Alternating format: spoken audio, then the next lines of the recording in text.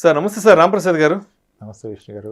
Sir Ramprasad గారు, 1,00,000 రూపాయలు income వచ్చే ఒక ప్రైవేట్ ఎంప్లాయీ, సో తనకొచ్చే జీతంలో నుంచి ఒక 30 నుంచి 40 వేల రూపాయలు మ్యూచువల్ ఫండ్స్లో నెలకి ఎస్ఐపి మోడ్లో ఇన్వెస్ట్ చేసుకుంటూ వెళ్తే మరి ఫ్యూచర్లో తనకు వచ్చే బెనిఫిట్స్ ఏంటి? ఎందుకంటే పెద్ద మొత్తంలో ఇన్వెస్ట్మెంట్ పెడుతున్నాడు. తనకు 1,00,000 రూపాయలు వస్తే almost 30 to 40% of the amount తీసుకెళ్లి మ్యూచువల్ ఫండ్స్లో పెడుతున్నాడు కాబట్టి మరి తనకున్న బెనిఫిట్స్ ఏముంటాయంటారు అసలు? గజం కేవలం 15,500 రూపాయలతో 150 గజాల భూమి కేవలం 23 లక్షలు మాత్రమే. పెద్ద మొత్తంలో మంత్లీ ఎస్ఐపి ద్వారా పెడితే ఇనిషియల్ ఇయర్స్లో మీకు ప్రాబ్లమ్స్ వచ్చే అవకాశం ఉంటాయి. ప్రాబ్లమ్ ఇన్ ద సెన్స్ మీరు పెట్టింది తగ్గిపోతుంది, మార్కెట్ పడుతుంది. అది ఫస్ట్ పాయింట్. కానీ లాంగ్ రన్లో ఇంకెవడో మిమ్మల్ని ఏమీ కదిలించలేడు అసలు. కనీసం 12 సంవత్సరాలు 15 సంవత్సరాలు ఇప్పుడు పెద్ద మొత్తంలో పెట్టిన వాళ్ళకి దాని పవర్ అర్థమవుతుంది. రాను వీళ్ళు గ్రో అవుతారు కదా, అప్పుడు అకార్డింగ్లీ ఇది గ్రో చేస్తారు. ప్రాబ్లం వల్ల 5,000 2,000 3,000 పెట్టి నేను ప్రయోగాలు చేస్తా చూస్తాను వాళ్ళకి ఏమి అవ్వదు. ఇక్కడ మనం ఏం సైంటిస్టులు కాదు కొత్తగా ఏమైందో చూడటానికి కదా, ఆల్రెడీ ఒక ప్రూవెన్ కాన్సెప్ట్. దాంట్లో క్లియర్గా మీకు అప్స్ అండ్ డౌన్స్ కనపడుతుంది. Almost 30 years of track record, worst fall ఏంటి, ఎలా రియాక్ట్ అంతా ఉంది. సో ఒక డీసెంట్ అమౌంట్ పెడితే దాని ఎఫెక్ట్ మీరు చూడగలుగుతారు. ఓకే, పెద్ద మొత్తంలో పెట్టిన వ్యక్తి రాను ఇంకా పెద్ద మొత్తంలో పెడతారు. ఫస్ట్ స్టెప్ అప్ పెంచుకుంటూ పోతాడు, తనకు కూడా ఆదాయ వనరులు పెరుగుతూ ఉంటాయి కాబట్టి. చిన్న మొత్తంలో పెట్టడానికి దీని పవర్ అర్థం కాదు కాబట్టి ఇన్కమ్ పెరిగితే ఇంకోటి చూసుకుంటాడు, ఇంకేమైనా పెడదాం, ఆల్రెడీ మ్యూచువల్ ఫండ్ పెడుతున్నాం కదా 5,000 అని.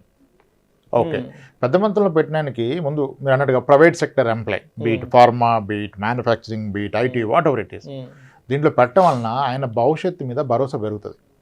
ఎందుకు పెరుగుతుంది? ఇప్పుడు నెలకు ఒక 30,000 పెడుతున్నాడు అంటే కనీసం 80,000 జీతం లేని 30,000 పెట్టలేడు. ఓకే, 30,000 నెలకు పెడితే పర్ ఇయర్ ఆయన పెడుతుంది ఎంత? 3,60,000. 3,3.6 అవుతుంది. 3,60,000. ఒక కాలం కలిసి వచ్చింది, ఎటువంటి ఇబ్బంది జరగలేదు, నిర్విఘ్నంగా నిర్విరామంగా పెట్టాడు. ఒక 5 ఏళ్ల పాటు పెట్టాడు అనుకోండి. 5 ఏళ్ళు అంటే 5 3 15 లక్షలు, ఇంకొక 3 18 లక్షలు పెట్టాడు. మార్కెట్ అంతా సవ్యంగా సాగి జరిగితే ఈ పెట్టిన 18 లక్షలు కాస్త పెరిగి ఒక 25 లక్షలు అవుతుంది. 25-27 లక్షలు అవుతుంది. లేదు మార్కెట్ అప్పుడు దెబ్బ కొట్టేసింది, అప్పటిదాకా 25 లక్షలు అయిపోయి 25% పడిపోయింది మార్కెట్. అప్పుడు 25 కాస్త మళ్ళీ 5 లక్షలు తగ్గి 18 లక్షలు అయింది అనుకోండి, 7 లక్షలు తగ్గింది, 25% పడిపోయింది. అంటే 5 ఏళ్ల తర్వాత నేను పెట్టిందే ఉంది. ఇది పాసిబుల్. అదే రోజు మార్కెట్ పడ్డది, రేషన్ వచ్చింది, జాబ్ కోల్పోయారు. ఓకే, అప్పుడు ఆయన నెలవారీ ఖర్చు ఒక 60,000 ఉంటుంది, 60,000 70,000 ఖర్చు ఉంటుంది. సో ఇప్పుడు జాబ్ పోతే ఇమీడియట్గా కావాల్సింది ఏంటి? ఏమీ అక్కర్లా, నెలవారీ ఖర్చులు డబ్బులు ఉంటే ఆడ ధైర్యంగా పడుకోవచ్చు. ఆయనకు కావాల్సింది ఎంత? 60,000 కదా. నీ దగ్గర ఎంత ఉంది డబ్బు? 18 లక్షలు ఉంది. 60,000 నెలకు తీసుకుంటే సంవత్సరానికి నువ్వు తీసుకున్నది ఎంత? 7,20,000. దగ్గర 18 ఉంటే ఇంచుమించుగా 3 ఏళ్ళు బ్రతకగలుగుతావు. జాబు రాకుండా ఎలా బ్రతికోడు అలా. ఇక్కడ కాకుండా ఎక్కడైనా పెడితే ఇది అవుతుందా? ఇప్పుడు ఎస్ఐపికి ఎటువంటి కమిట్మెంటు లేదు. మీరు పెడుతున్న అమౌంట్ పెంచుకోవచ్చు, తగ్గించుకోవచ్చు, ఇష్టం వచ్చినప్పుడు ఆపేయచ్చు, క్యాన్సిల్ చేసేయచ్చు, ఎస్ఐపిని పాజ్ కొట్టచ్చు కొన్ని నెలల పాటు. అలాగే ఎప్పుడు ఏ అవసరానికైనా ఎంత అంటే అంత తీసుకోవచ్చు. ఇలా ఉన్న వెసులుబాటు ఇంకెక్కడైనా ఉందా? ఎటువంటి వేస్టేజ్లు, మేకింగ్ ఛార్జెస్, ఎగ్జిట్ లోడ్లు ఏమీ లేకుండా తీసుకోవచ్చు 1 year దాటితే. ఎప్పుడైనా ఎంత, ఇది ఒక కమిట్మెంట్ కాదు. అదే ఒక పాలసీ కడితే నువ్వు కట్టకపోతే టైంకి కట్టేదాన్ని పెంచుకోలేవు, కష్టం వచ్చింది తగ్గించుకోలేవు, టైం కట్టకపోతే లేట్ పేమెంట్ అంటాడు. ఇక్కడ అదేం లేదు కదా, నీకు వద్దా ఆపేసే, పెంచుకో, తగ్గించుకో, నీ అవసరానికి ఎప్పుడైనా ఎంత మారకైనా తీసి వాడుకో. లేదు సార్, మరి మీరు అన్న ఎగ్జాంపుల్లో ఆయన పెట్టింది 18, ఏముంది సార్, ఏమీ లేదు, అది తీసుకుని తింటే ఎలా అన్నాడు. మంచి క్వశ్చన్ కదా. 25 లక్షలు అయింది, మళ్ళీ సన్నగా పడిపోయింది, ఇప్పుడు 16 లక్షలు అయింది, పెట్టింది కూడా లేదు, 5 ఏళ్ల పాటు నష్టం వచ్చింది కదా సార్. మరి ఇప్పుడు ఎలా సార్ అంటే, అప్పుడే దానికి ఎగ్నెస్ట్గా లోన్ తీసుకోవచ్చు. లోన్ తీసుకోవడం వల్ల ఏంటి, నువ్వు అస్సల్ని ఏం డిస్టర్బ్ చేయట్లా, దాని మీద లోన్ తీసుకొని వాడుకుంటావు. మార్కెట్ 30% పడ్డాక మోస్ట్లీ అక్కడ నుంచి రికవరీ కదా. 40% పడితే నెక్స్ట్ 1 yearలో అట్లీస్ట్ రికవరీ అయింది కదా. అప్పుడు దాన్ని డిస్టర్బ్ చేయకు, దాన్ని ప్లెడ్జ్ చేసి దానికి ఎగ్నెస్ట్గా లోన్ తీసుకో. లోన్ అని తీసుకోవాలి, 1 yearకి సరిపడా తీసుకో. అది కూడా ఓడీ లోన్ లాగే ఇస్తారు మ్యూచువల్ ఫండ్స్ మీద. ఓడీ లోన్ అంటే ఏంటి? ఓన్లీ ఇంట్రెస్ట్ పే చేయడం. ఇప్పుడు నీకు నెలకి 7 లక్షలు కావాలి కదా, 7.5 లక్షలు తీసుకో, 10% వడ్డీ చేసుకో. అప్పుడు ఏంటి, 1 yearలో నువ్వు కట్టాల్సిన వడ్డీ ఒకటే కట్టాలి, అది 70,000. నీ ఖర్చులు 7-20, 8 లక్షలు తీసుకో, అటు వడ్డీ కట్టావు ఇటు తెలిపి నీలోపు జాబ్ రాదా, ఈలోపు మార్కెట్ రికవర్ అవుద్దా, అది కూడా ఇంకా టెన్షన్ ఎక్కడ లైఫ్లో. టెన్షన్ విల్ ఓన్లీ కమ్ నీ లైవ్లీహుడ్ కంటూ ఒక లిక్విడ్ ఎసెట్ లేకపోతేనే లైఫ్లో ప్రాబ్లం వస్తుంది. అది ఉన్నప్పుడు ప్రాబ్లం రాదు. ఇదే పని మ్యూచువల్ ఫండ్స్ కాదు, గోల్డ్ కొనుక్కున్న ప్రాబ్లం రాదు. ఈ ఫ్యూచర్స్ అన్ని గోల్డ్ ఉంటాయి, లిక్విడిటీ త్వరగా అవుతుంది కాబట్టి. కానీ ఇక్కడ మీ క్వశ్చన్ మ్యూచువల్ ఫండ్స్లో ఏంటంటే దీనికి పొటెన్షియల్ ఆఫ్ గ్రోత్ ఎక్కువ. ఇండియా ఈజ్ గ్రోయింగ్ ఎకానమీ, పెద్ద స్టోరీ. మళ్ళీ ఇంకా చాలా ఉంటాయిగా మైక్రోలు పొటెన్షియల్. ఇవన్నీ వదిలేస్తే మీరు ఎలా చూసినా GDP plus inflation is suppose to be the average equity earning అంటారు. Average corporate earning is GDP plus inflation. India GDP 7, inflation ఎంత కొట్టినా 6 ఉంటుంది. 7 + 6 = 13 ఎక్కడికి పోదు. మీరు మంచి ఫండ్ హౌస్లో పెడితే ఇంకో 2-3% ఆల్ఫా ఇస్తాడు ఫండ్ మేనేజర్. లాంగ్ రేంజ్లో 12-13 ఎక్కడికి పోదు. అండ్ అది ఎంత వస్తుందని కాకుండా ప్రతి అవసరానికి ఆదుకుంటుంది. ఇలా ఆదుకునేది ఇంకేమన్నా ఉందా ఉంటే చెప్పండి. అంటే మళ్ళీ మొత్తం మ్యూచువల్ ఫండ్ అయినా సార్ మీరు చెప్తున్నారు ఏమన్నా అయిపోతే మొత్తం ఒక దాంట్లో పెడితే రిస్క్ కదంటే, నువ్వు మొత్తం అంటే ఎంత పెడుతున్నావు? నీకున్న ఇల్లు ఉంది కదా 60 లక్షలు, నీకున్న స్థలం ఉంది కదా, ఇది ఎంత పెట్టి నువ్వు పెట్టింది 20-30 లక్షలే కదా. అలా కాదు, మ్యూచువల్ ఫండ్ ఏం జస్ట్ ఒక దాంట్లో కాదు కదా. ఒక ఫండ్లోకి వెళ్ళి మీరు పోర్ట్ఫోలియో చూస్తే ఎన్ని ఉంటాయి దాంట్లో. ఒక హైబ్రిడ్ ఫండ్ పెడితే 10-11% గవర్నమెంట్ బాండ్స్ ఉంటాయి, కమోడిటీస్ ఉంటాయి, REITs రియల్ ఎస్టేట్లు ఉంటాయి, ఈక్విటీ స్టాక్స్ ఉంటాయి. It is again diversifying, it's not in one. ఏం చెప్పాలంటే ఒక వన్ అసెట్ క్లాస్ కాదు, ఇది ఒక బిజినెస్ కాదు కదా. మీ దగ్గర ఫార్మా స్టాక్స్ ఉన్నాయి, IT స్టాక్స్ ఉన్నాయి, బ్యాంకింగ్ ఉన్నాయి, స్పెషాలిటీ కెమికల్స్ ఉన్నాయి, కన్జ్యూమర్ FMCG ఉన్నాయి, అన్నీ ఉంటాయి కదా. Why are you worried? It's well diversified. మనకంటే తెలివైన వాడు మేనేజ్ చేస్తున్నాడు. వాడికి ఎమోషన్ లేదు, ఆడి day in day out job అదే. ఈ మధ్య మొన్న HDFC కరెక్షన్ అయింది కదా, అయినప్పుడు అందరూ మ్యూచువల్ ఫండ్ మీద రీసెర్చ్ మొదలెట్టేశారు. వీళ్ళు ఇంత హోల్డ్ చేశారు. ఒక ఫండ్ హౌస్ అసలు HDFC హోల్డ్ చేయలేదు. ఆ ఫండ్ హౌస్ గొప్పదని చెప్తున్నారు. నిజానికి గొప్ప ఫండ్ హౌసే, ఇప్పుడు హోల్డ్ చేయలేదు. మరి ఇదే విశ్లేషకులు అదానీ పడ్డప్పుడు ఆ ఫండ్ హౌస్ హైయెస్ట్ హోల్డ్ చేస్తుంది అదానీ. అప్పుడు ఈ ఫండ్ హౌస్ నమ్మొద్దు, వీడు అదానీ ఎక్కువ హోల్డ్ చేస్తున్నాడు. చూసారా ఎలా మాట్లాడుతున్నాం మనం. సో అంటే వాళ్ళకు ఒక ఫండ్ హౌస్కి ఒక ప్రొసీజర్ ఉంటుంది, వాళ్ళు ఫాలో అవుతారు. But they are definitely experts. ఆ రోజు అంత పడ్డ లాస్ట్లోకి వెళ్ళలేదు, ఈరోజు కొంచెం బెటర్గా చేయగలిగారు.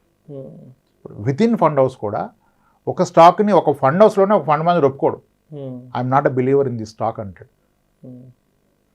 Different strategy. మీకు ఆప్షన్స్ ఉన్నాయి కదా, you can choose different fund house, different funds, different category.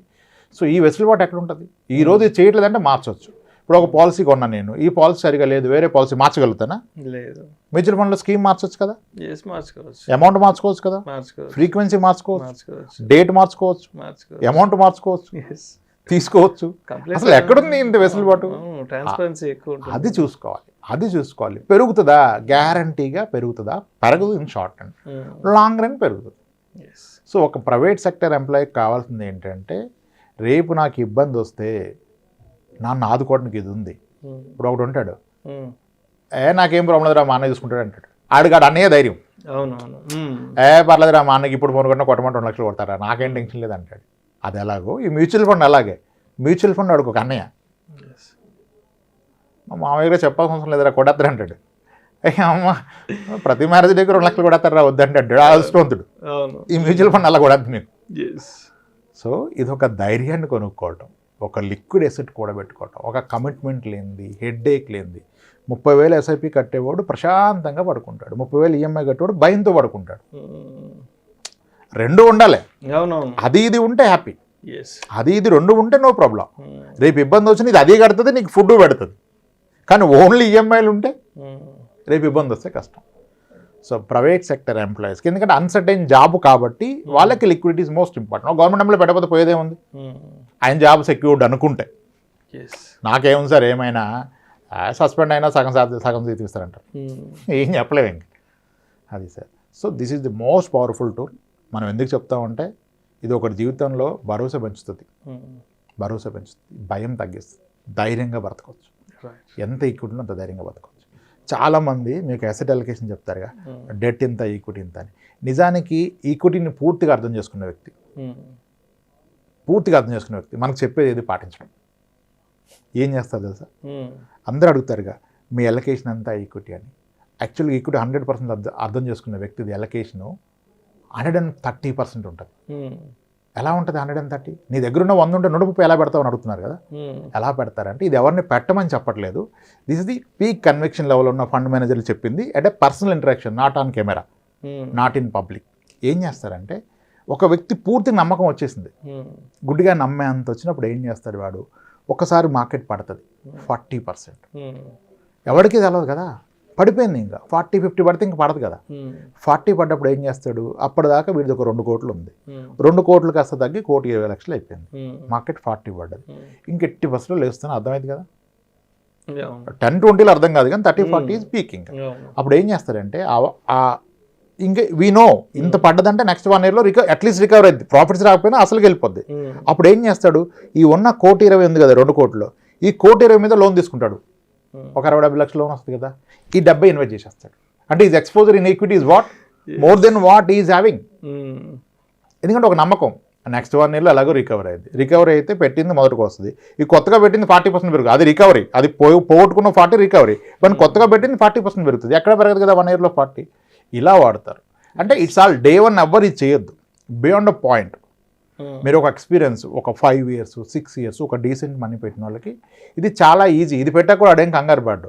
కానీ ఫస్ట్ టైం పెట్టేవాడికి అని చెప్తే ఆ నిద్రపడ్డది, ఈలో బీపీ వస్తే డయాబెటీస్ పోతాడు. బియాండ్ అ పాయింట్ ఒక ఎక్స్పీరియన్స్ వచ్చాక ఒక డీసెంట్ మనీతో ఎక్స్పీరియన్స్ తీసుకోవాలి. ఎస్ఐపిలో అటు ఇటు కానీ మనీ పెట్టడం దండగా ఉపయోగం లేదు. ఒక పనికొచ్చే మనీ పెట్టండి. జీతాలు పెద్దగా ఉంటాయి, 10,000 చేస్తున్నా, 15,000 చేస్తున్నా, 25,000 చేస్తున్నా. దేనికి చేస్తున్నా 25,000? దేనికి వస్తుంది చెప్పు, దేనికి వస్తుంది? నీ కొడుకు 6th class, అవును సార్ 6th class. ఇంకెన్ని ఇయర్స్లో హైయర్ ఎడ్యుకేషను? ఇంకేముంది సార్, ఒక 7 yearsలో హైయర్ ఎడ్యుకేషన్ కదా. ఎక్కడ పంపిస్తావు సార్? ఒక మంచి ఇన్స్టిట్యూట్ సార్, మణిపాల్ యూనివర్సిటీ పంపిద్దాం అనుకున్నాను సార్. ఎంత మణిపాల్ యూనివర్సిటీ? మా వదిన గారి అబ్బాయికి 28 లక్షలు అయింది. మరి మీ వాడికి ఎంత అయింది?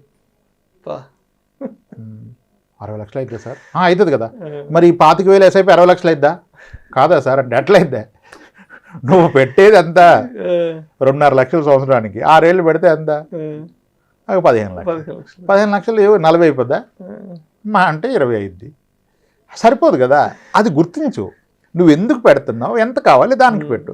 ఇలా అన్ని పెట్టే క్రమంలో ఒక ఎస్ఐపి బాబు ఎడ్యుకేషన్కి, పాప ఎడ్యుకేషన్కి, మ్యారేజ్కి, రిటైర్మెంట్కి, ఇవన్నీ నీకు నాకు మధ్యనే. నువ్వేం ఫండ్ హౌస్కి చెప్పట్లేదు ఎందుకు పెడుతున్నావు. రేపు ఉద్యోగం పోతే ఇవన్నీ తీసుకొని తిను. ఈరోజు ఫుడ్ లేకపోతే ఫ్యూచర్లో బిర్యానీ గురించి ఆగం కదా, మొత్తం తీసుకొని తిను. That is liquidity. ఎంత ఎక్కువ పెడితే అంత ధైర్యంగా పడుకో. మ్యూచువల్ ఫండ్లో ₹1,00,00,000 ఉన్న వాళ్ళు చాలామంది ఉన్నారు, నా దగ్గరే ఉన్నారు. ఎవరికి భయం లేదు. ఉద్యోగం పోయిందంటే నేను వెంటనే మంచి వెకేషన్ ప్లాన్ చెప్పేస్తా. నిన్న కూడా పంపా ఒక వ్యక్తిని 3 days బ్యాక్, సార్ ఇలా అయింది సార్ అన్నాడు. నేను అన్నా కార్డిలియా క్రూజ్ అని ఒకటి ఉంటుంది, బుక్ చేసుకో, చాలా బాగుంటుంది. 3 days నేను వెళ్ళొచ్చాను. ఆ క్రూజ్లో వాడు నీకు వైఫై వేస్తాంటే వేయించుకోకు, ఉన్న ప్రశాంత్ ఎందుకు పోట్టుకుంటావు, పిల్లలతో ఫుల్ ఎంజాయ్ చేసే క్రూజ్లోకి వెళ్ళిపో, 3 days 2 nights ఉంటుంది, హ్యాపీగా ఎంజాయ్ చేసేసాను, బాగుంటుంది అని చెప్పాను. సార్ ఎంత అయింది సార్ అన్నాడు. నా ఇన్వాయిస్ ఇచ్చా. ఎంతో లేదు సార్, చాలా తక్కువ. అంతేనా సార్? అంతే, ప్రశాంతంగా 3 రోజులు తర్వాత ఆలోచిద్దామన్నా. నేను వెంటనే సెర్చ్ చేసి, సార్ ఇమీడియట్గా బుక్ చేస్తే రేట్ ఎక్కువ ఉంది సార్, మీరు లేట్గా బుక్ చేస్తే తక్కువ. అరే ఎక్కువ తక్కువ ఏంటి, నీ దగ్గర ఉన్న డబ్బులు కదా ఎక్కువ తక్కువ. సరిగా మార్కెట్ ఒక రోజు లెగిస్తే వస్తుంది నీకు ₹1,00,000. కొట్టన్నా, కొట్టేశాడు, రెడీ అయిపోయాడు. నెక్స్ట్ ఫ్రైడే పోదామని. ఈలోపు మళ్ళీ కంపెనీ నుంచి, సార్ మీకు ఐజేపీ పెట్టుకోవచ్చు, ఐజేపీలో మీకు అని చెప్పారంట. సార్ మన ఐజేపీలో మళ్ళీ వేరే పోస్ట్ ఇస్తున్నారు సార్, మనం ఏమి ఈ నోటీస్ పీరియడ్లోనే ఐజేపీలో వచ్చేస్తుంది సార్ అన్న. అలానే నువ్వు టూర్ మానేస్తావా? నో. జాబ్ పోతే వెకేషన్కి వెళ్ళు, టూర్కి వెళ్ళు, ఫ్యామిలీతో ఎక్కువ టైం స్పెండ్ చేయి, లైఫ్ ఎంజాయ్ చేయి. అది ఎప్పుడు అవుతుంది? When you have liquid asset. That's what. ఎంత ఎక్కువ అమౌంట్ మ్యూచువల్ ఫండ్లో పెడితే అంత ప్రశాంతంగా ఉండొచ్చు, కానీ అర్థం చేసుకుని పెట్టాలి. పెరగడానికి పెట్టొద్దు, మీ అవసరానికి వాడుకోవడానికి పెట్టండి. పెరగడానికి పెడితే ప్రాబ్లం, పెరిగినా తగ్గినా నా అవసరానికి వెళ్ళిపోతానికి ప్రాబ్లమే లేదు లైఫ్కి. Highest possible amount should go to mutual fund, SIP, just not pure equity, maybe hybrid funds అవన్నీ. అది మీరు కూర్చొని డిస్కస్ చేసుకొని పెట్టుకోవాలి. That makes your life simple, confident, healthy. Mental tension ఉండకే జబ్బులు వస్తాయి. ఆర్థిక సమస్యలే అనారోగ్యానికి కారణాలు. అది ఉన్నప్పుడు టెన్షన్ లేదు కదా, సింపుల్ చేసుకోండి, అలా పర్ఫెక్ట్ పెట్టుకోండి. Thank you so much Ramaprasad గారు. Right sir.